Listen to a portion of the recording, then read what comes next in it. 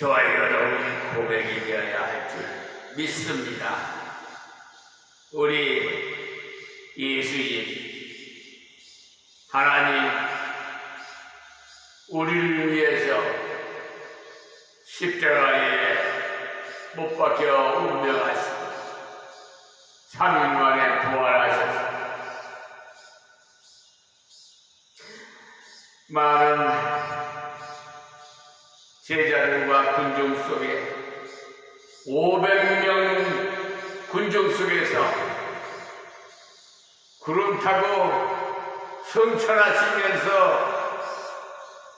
하시는 말씀, 내가 아버지 집에 가서 너희들이 거처할 곳을 말을 하고 가노니 너희들은 이 자리에서 꼼짝하지 말고 내가 보내주는 보혜사 성령이 받으라고 했어. 그 성령을 받으면 권능을 받아 저 유대와 사마리아 땅끝까지 내 증인이 되라고 말씀하셨습니다. 여러분, 그런데 500명 군중 속에 자기 갈 길로 다 가고 남은 자는 120명밖에 없었어요. 그분들은 보혜사 성령을 받아서 이 세상에 생명의 말씀을 전하고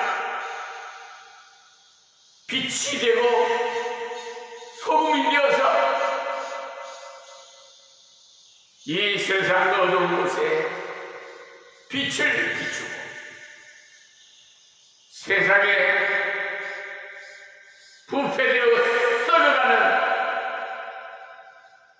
이 세상의 소금이 되어 우리의 음식에도 간을 맞춰서 입맛 맞춰서 맛있는 음식이 되는 즉 소금 자신은 희생되어서 우리를 위해서 소금이 희생됐다는 사실, 또한 빛은 여러 종류가 있지만 그 중에도 촛불은 자기 몸을 태워서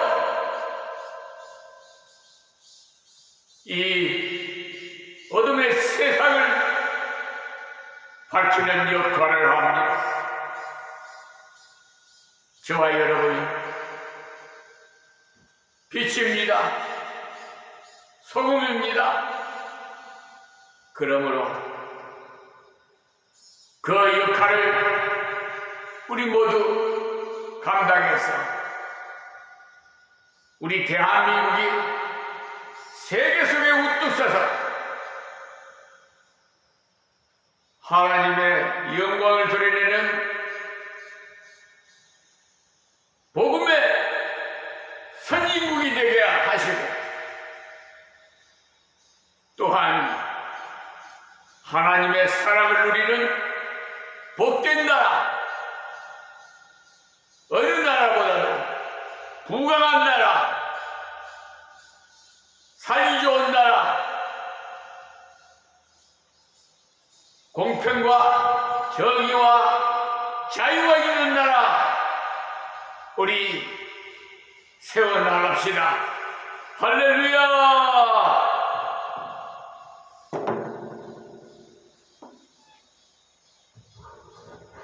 오늘 새벽 기도 시간에도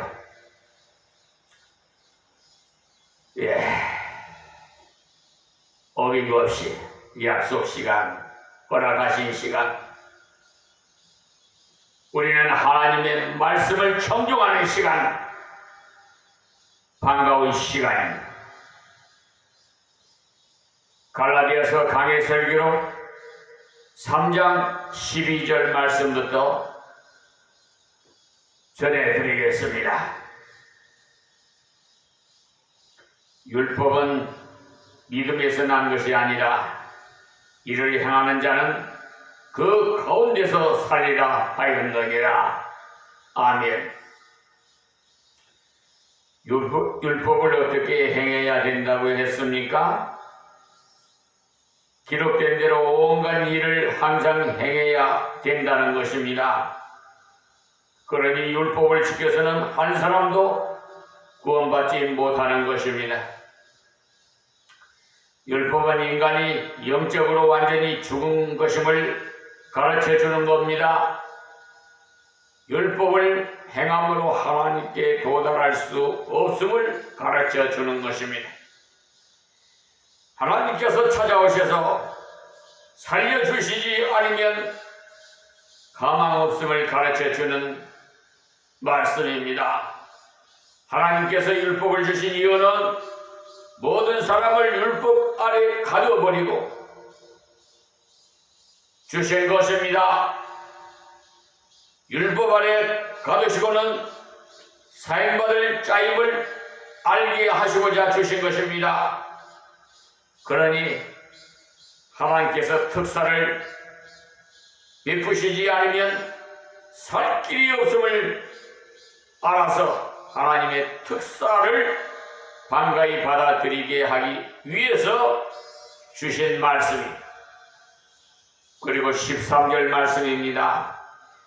그리스도께서 우리를 위하여 저주를 받은 바 뒤사 율법의 저주에서 우리를 속량하셨으니 기록된 바 나무에 달린 자마다 저주 아래 있는 자라 하였습니다. 아멘. 예수님께서 이 땅에 오신 후에 한 번도 율법을 어기지 않았습니다. 히브리서 4장 14절을 보시면 그러므로 우리에게 큰 대제사장이 있으니 성천하신 자 곧 하나님 아들 예수시라. 우리가 믿는 도리를 굳게 잡을지어다. 우리에게 있는 대제사장은 우리 연약함을 채울하지 아니하는 자가 아니요 모든 일에 우리와 한결같이 시험을 받은 자로 돼 죄는 없으시니라고 하셨습니다. 예수님은 우리의 완벽한 제사장이십니다. 우리의 연약함을 즉 날 때부터 죽을 때까지 모든 것을 몸으로 다 경험하셨습니다. 그러나 한 번도 율법을 범한 일은 없으셨습니다.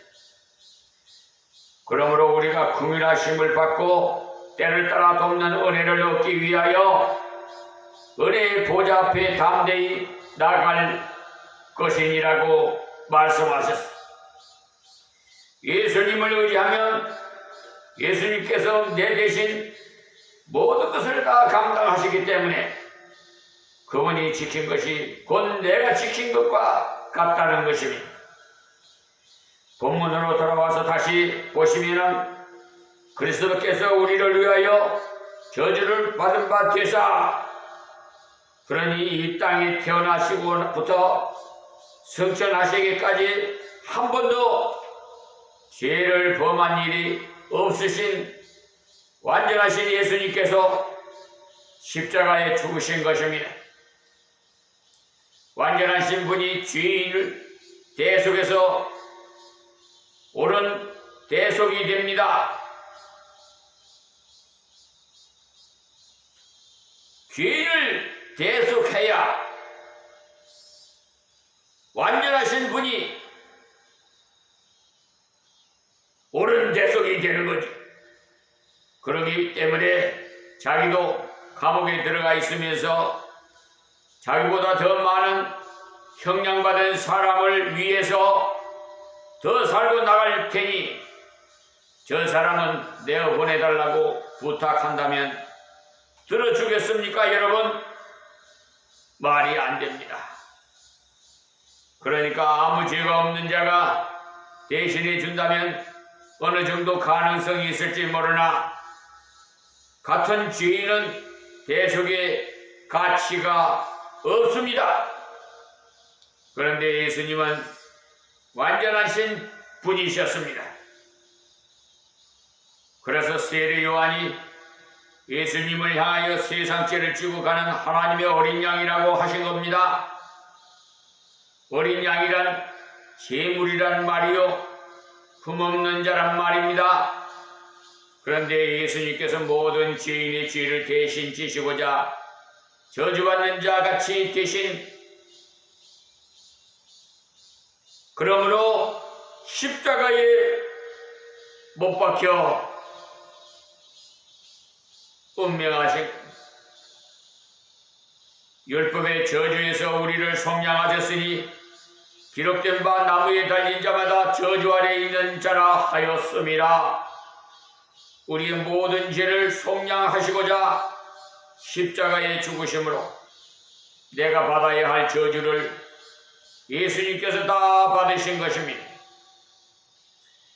구약의 어린 양이나 소는 사람의 죄를 사할 능력이 없습니다. 구약에서 어린 양을 바치고 소를 바쳤습니다만 어린 양이나 소가 죄를 대속할 권능은 없습니다. 어린 양이 사람만큼의 가치가 없습니다. 소가 사람만큼의 가치가 없습니다. 히브리서 10장 1절부터 보시면 율법은 장차 오는 좋은 일의 그림자요 참 형상이 아니므로 해마다 늘 드리는 바 같은 제사로는 나오는 자들을 언제든지 온전케 할 수 없느니라. 그렇지 아니하면 섬기는 자들이 단번에 정결케 되어 다시 죄를 깨닫는 일이 없으리니 어찌 드리는 일을 그치지 아니하였으리요. 그러나 이 제사들은 해마다 죄를 생각하게 하는 것이 있나니 이는 황소와 염소의 피가 능히 죄를 없이 하지 못함이라. 이렇게 말씀하셨습니다. 황소나 염소의 피가 우리 사람의 죄를 사할 수 없습니다. 그런데 왜 드리라고 하셨습니까? 하나님께서 황소와 염소의 피를 드리면 죄를 사하여 주겠노라고 약속하셨기 때문에 그 약속이 죄를 사하는 권능이 있는 것이지 소나 양의 피가 죄를 사하는 권능이 없습니다. 잘 분별하시기 바랍니다. 그러나 예수 그리스도의 보혈은 보혈 자체가 우리의 죄를 다 속할 수 있는 것입니다. 그것이 바로 가치의 차이인 것입니다. 파리 1000마리와 병아리 1마리와 바꿀 수 없습니다.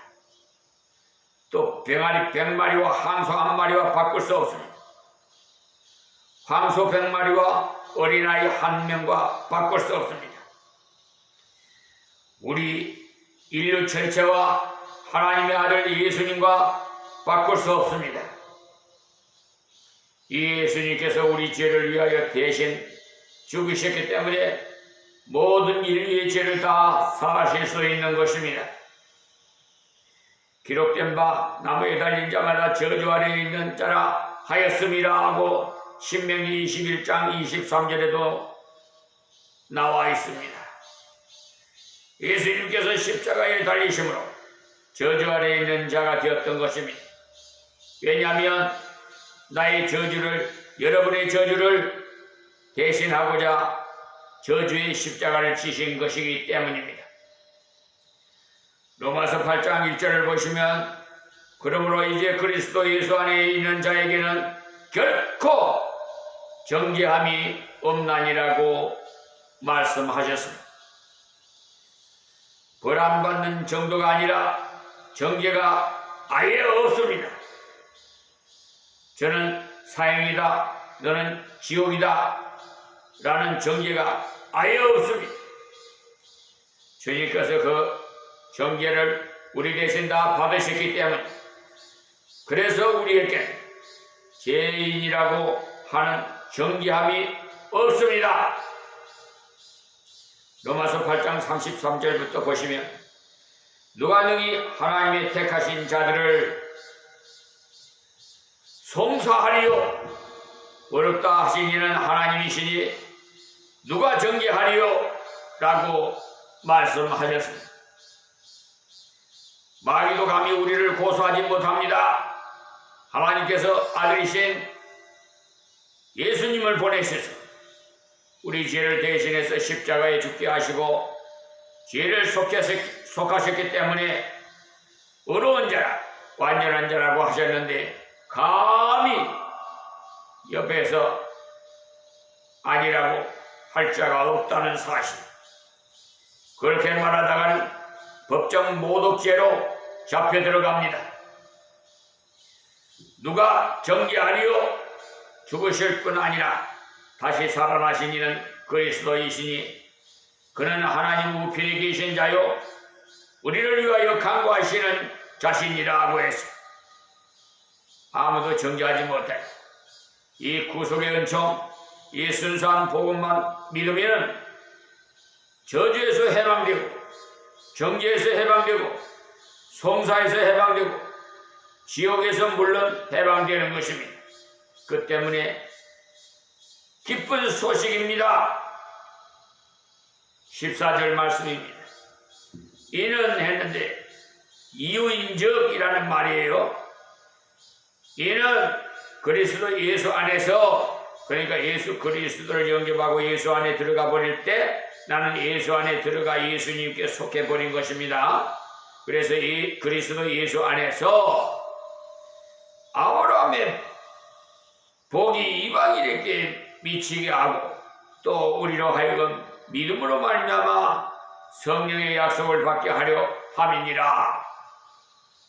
아브라함의 복이 이방인인 우리에게까지 도달했습니다. 하나님께서 아브라함께 너는 복의 근원이 될지라고 하셨는 말씀이, 아브라함은 영생 얻는 정도가 아닙니다. 영생의 은혜를 나누는 자가 되겠다는 복입니다. 이방으로 하여금 복받는 자가 되게 하는 자가 되겠다는 것. 저와 여러분이 예수를 믿음으로 하나님의 자녀가 되는 복을 받을 뿐만 아니라 다른 사람에게 복을 끼치는 자가 됩니다. 그런데 나만 천국 가는 것으로 끝난다면 그야말로 가치 없는 사람이 이제 만민에게 생명의 복을 나누는 자가 되어야 합당한 자 되는 것입니다. 그렇게 하는 것은 당연한 것입니다. 그러니 성도가 전도하는 것은 특별한 것이 아니에요. 당연히 해야 할 일을 하는 것입니다. 그런데도 불구하고 농땡이를 부린다, 게으름을 부린다, 세속에 휩싸인다. 그럴 때는 하나님의 책망과 심판이 있다는 것을 아세요. 우리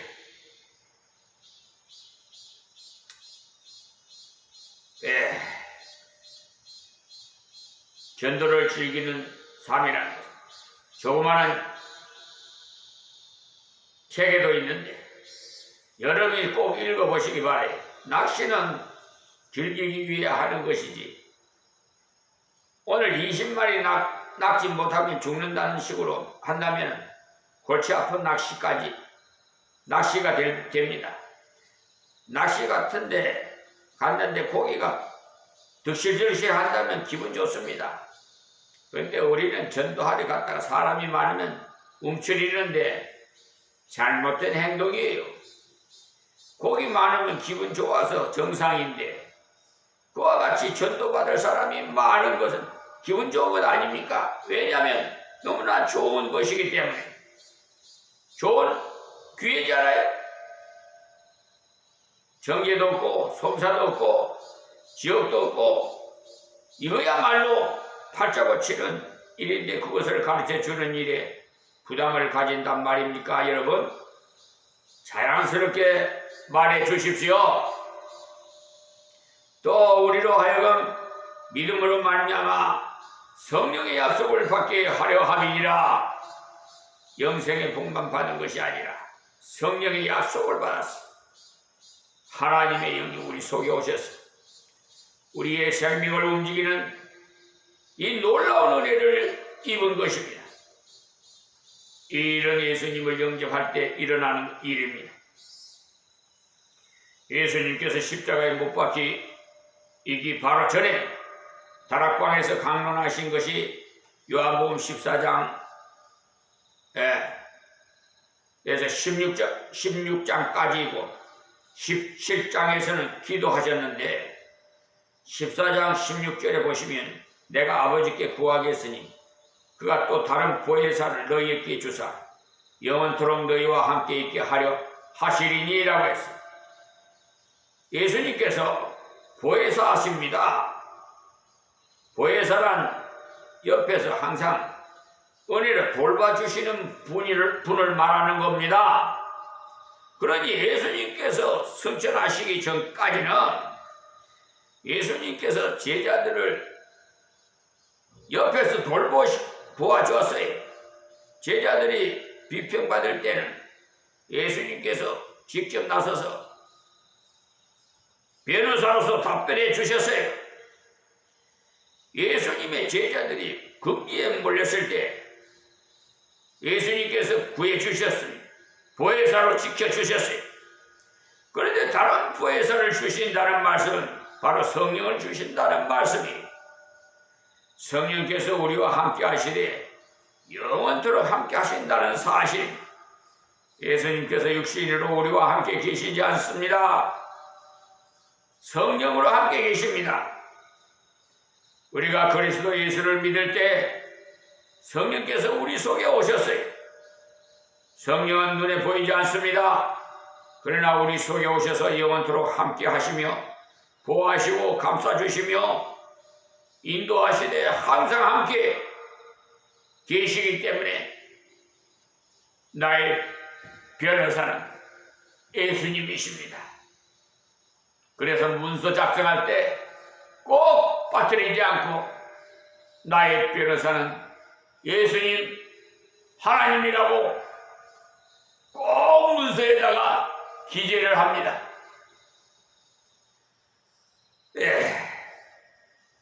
때문에 우리 성도는 고독하다니 외롭다 하니 하는 것은 합당하지 못해요. 성령께서 늘 우리와 함께 계시기 때문에 그와 같이 버려두지 않는다고 하셨지 않습니까 여러분? 25절에도 보시면 내가 아직 너희와 함께 있어서 이 말을 너희에게 하였거니와 보혜사 곧 아버지께서 내 이름으로 보내실 성령 그가 너희에게 모든 것을 가르치시고 내가 너희에게 말한 모든 것을 생각나게 하시리라고 하셨습니다. 이러니 여러분이 목사가 아니라도 성경을 읽고 은혜 받을 수 있는 것입니다. 전문가가 아니라도 성경을 읽을 수 있는 것은 성령께서 가정교사로 함께 하시기 때문에 여러분이 성경을 읽을 때 그냥 읽을 것이 아니라 성령께서 감동해 주심으로 깨달음을 주시도록 기도하고 읽으십시오. 많은 사람이 장래에 대해서 모르기 때문에 불안을 느끼는데 죽음에 대해서 왜 그렇게 불안하십니까? 죽어본 일이 없기 때문에 불안합니다. 평생 처음 당하는 것이 죽음이기 때문에 불안한 것입니다.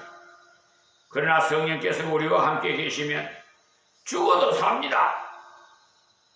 하나님 나라에게서 깹니다.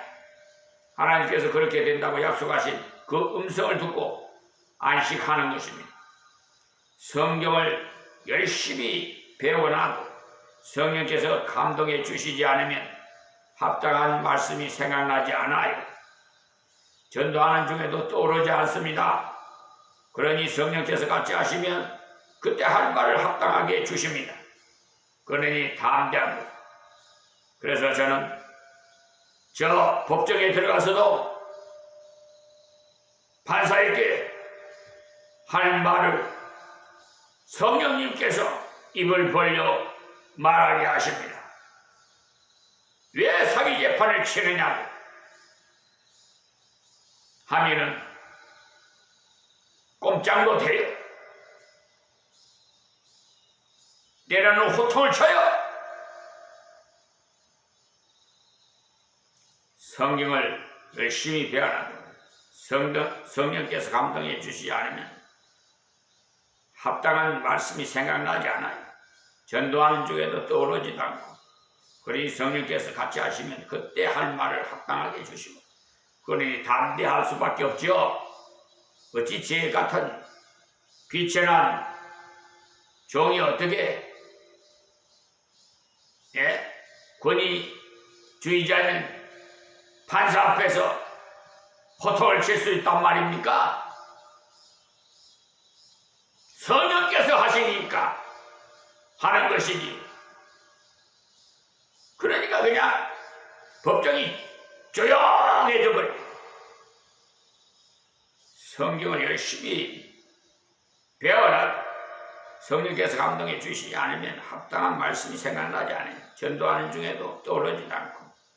그러나 성령께서 같이 하시면 그때 할 말을 합당하게 주시오. 그러니 담대하십시오. 전도받을 사람이 대학 나온 사람인지 박사님인지 어떻게 압니까? 그러나 누구라도 괜찮아요. 그때 할 말을 주시기 때문에 성령께서 기억나게 하시고, 이 은혜가 없다면 하루하루 사는 것이 전전긍긍만 할 수밖에 없어요. 그러나 성령의 은혜를 알고 나면 그야말로 배짱이 두둑한 사람이 돼. 누구를 만나도 담대해. 성령께서 기억나게 하시고 가르쳐 주신다고 하셨기 때문에. 그래서 평안을 너희에게 주느니 내가 너희에게 주는 것은 세상이 주는 것 같지 아니하리라. 너희는 마음에 근심도 말고 두려워하지도 말라. 세상 사람들은 돈이 있으면 큰 소리 칩니다. 그러나 돈이 떨어지면 풀이 죽습니다. 또 일이 좀 안 되면 풀이 죽고 세상이 죽는 것이기 때문에 하박국 선지자는 하나님 앞에 어찌하여 하고 불평을 해대다가도 하나님께서 의인은 믿음으로 말미암아 살리라고 깨달음을 주시자 그가 고백하기를 내가 들었으므로 내 장차가 흔들렸고 그 목소리로 인하여 내 입술이 떨렸도다. 무리가 우리를 치러 올라오는 환난 날을 내가 기다림으로 내 뼈에 썩이는 것이 들어왔으며 내 몸은 내 처소에서 떨리는도다. 비록 무화과 나무에 열매가 없으며 감람나무에 소출이 없으며 밭에 식물이 없으며 우리의 양이 없으며 외양간에 소가 없을지라도 나는 여호와를 인하여 즐거워하며 나의 구원의 하나님을 찬양하며 기뻐하리로다. 주 여호와는 나의 힘이시라. 나의 발을 사슴과 같이 갖게 하사 나로 나의 높은 곳에 다니게 하시리로다라고 하박국 3장 16절에서 19절에 말씀하였습니다.